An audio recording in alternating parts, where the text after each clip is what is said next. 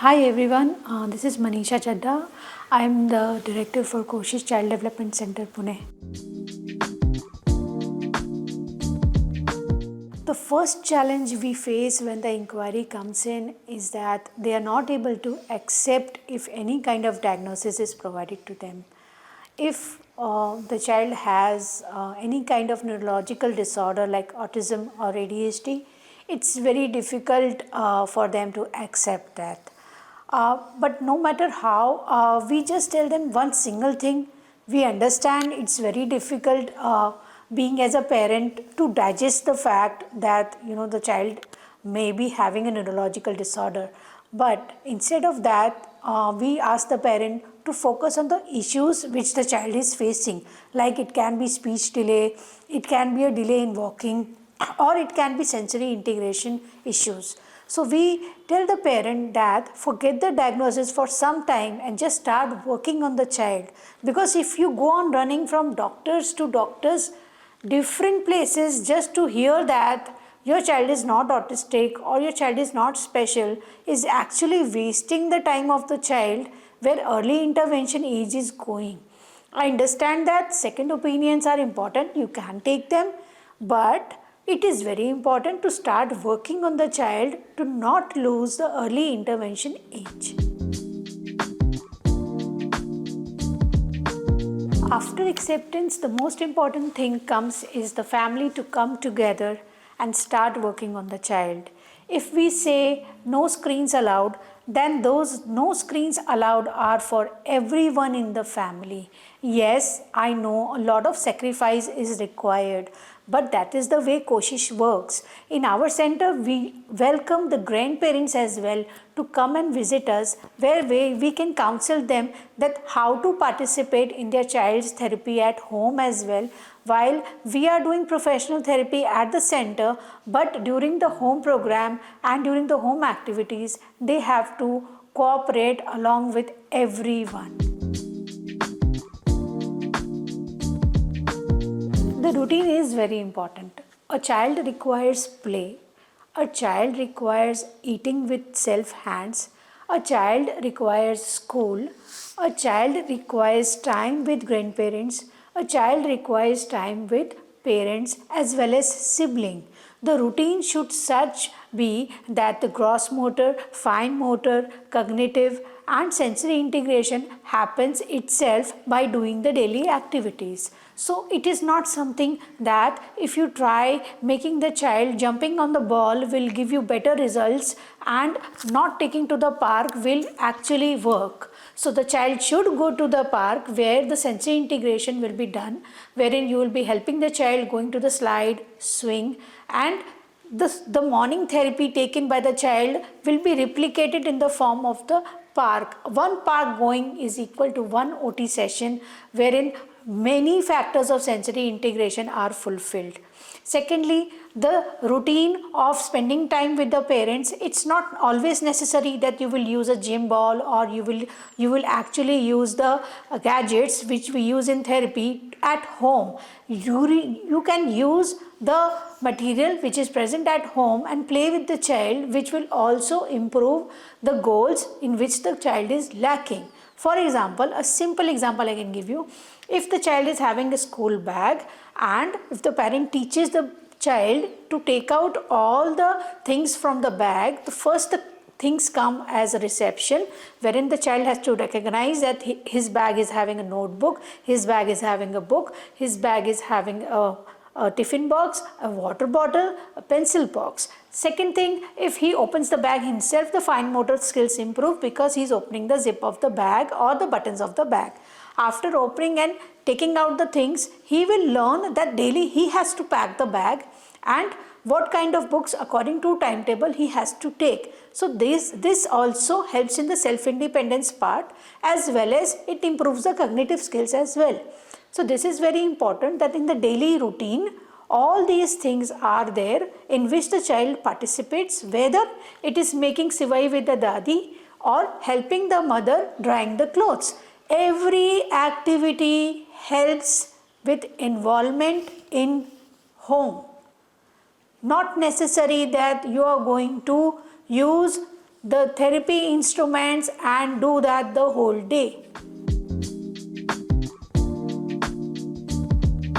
According to my experience, since Koshish has been now working in this field for the last 10 years, we are there. See, basically the YouTube videos have been made, people are following them, but they are not understanding the fact that every child is different. Every child is at a different step of gross motor, fine motor, sensory integration or receptive, expressive language, cognitive, emotional, social. Every child is at a different level. But if you start following random videos which are actually focusing around some sensory integration, you might actually do the reverse. If a child is not having vestibular seeking, the child might start having that because you're starting doing that random activity with your child. Please go to a consultant, please go to a therapist, get the child checked, and according to the goals of the child, customized goals, please follow those at home. But don't go for random videos because the sensory integration will become more poor. No, actually, see, basically the perspective is that every child is different. And when you enroll the child in the special school, many schools, I really don't know about all them, but many schools actually, put them together in one single class. So one size doesn't fit all. And until unless pre-learning skills are complete, how is the child going to be getting prepared for learning? So the first task is to individually prepare the child and then put them into a group. When they are ready to mix and greet each other, then you actually put them into a group session. आप मुझे बताइए, अगर मैं आपको किसी ऐसी शादी में छोड़ दूं जहां आपको ना दूल्हा जानता है ना दुल्हन ना उसका कोई परिवार, आप लॉस नहीं हो जाओगे? आप ये सोचोगे, हे भगवान मैं कहाँ आ गया, मैं क्या करूँ, किससे मिलूँ, किससे बात करूँ? तो जिस बच्चे का PLS क्लियर नहीं है, प्री लर्निंग स्किल्स क्लियर नहीं है, उसके दिमाग में भी वही आता है जब आप उसको बोलते हो कि एक काम करो, 5-6 बच्चे हैं इनके साथ मिक्स हो जाओ। नहीं, अभी वो उस हालत में नहीं है, उसके प्री लर्निंग स्किल्स क्लियर होने दीजिए।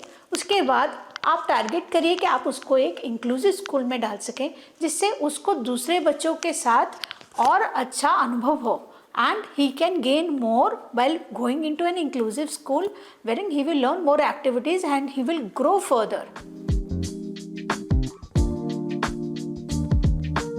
Very interesting question. People nowadays set up sensory rooms in their home itself and they start doing the same activities, repeat the same activities, and actually what will happen if the room is not there? मतलब अगर वो कमरा नहीं होगा तो वो बच्चा कहीं पे भी जाके क्या सेटल हो सकता है? तो what we recommend at Koshish here is that no, the therapy is not lifetime. We discharge the child with all the features masked up and reduced to minimum, and after that it's very simple that we change the sensory integration into functional integration.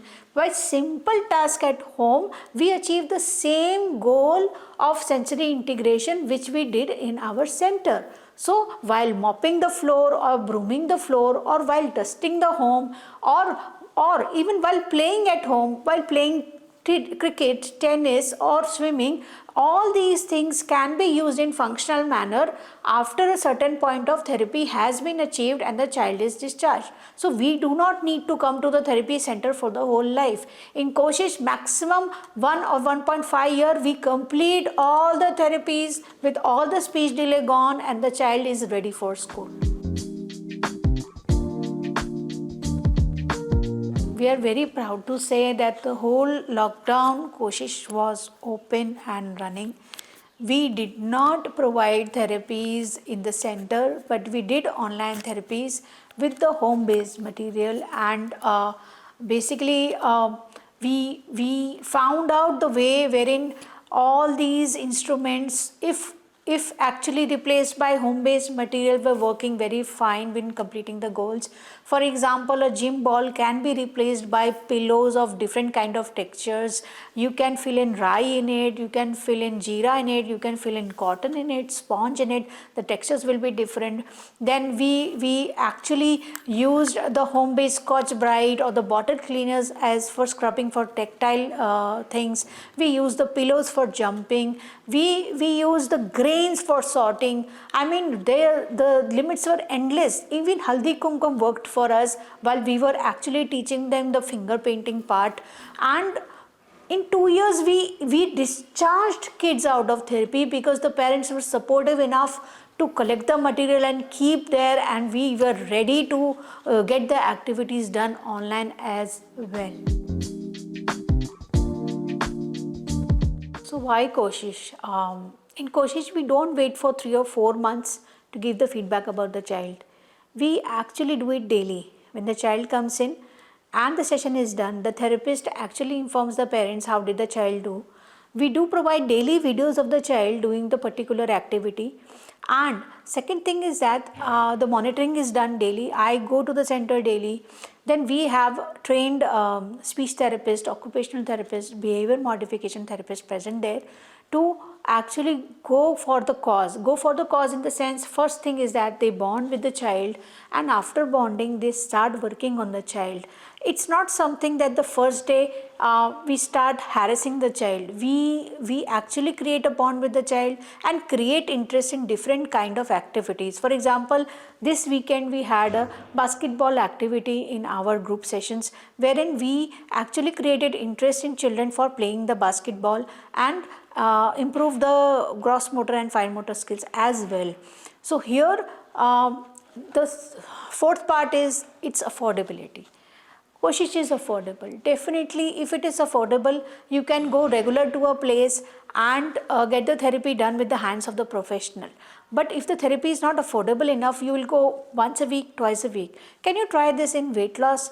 Once you try the weight loss, it is an exercise, right? And if you don't do it for full week, will you get results by doing only once a week? No, nothing is going to happen. Same as with therapy, that it is like an exercise when it has to be done daily.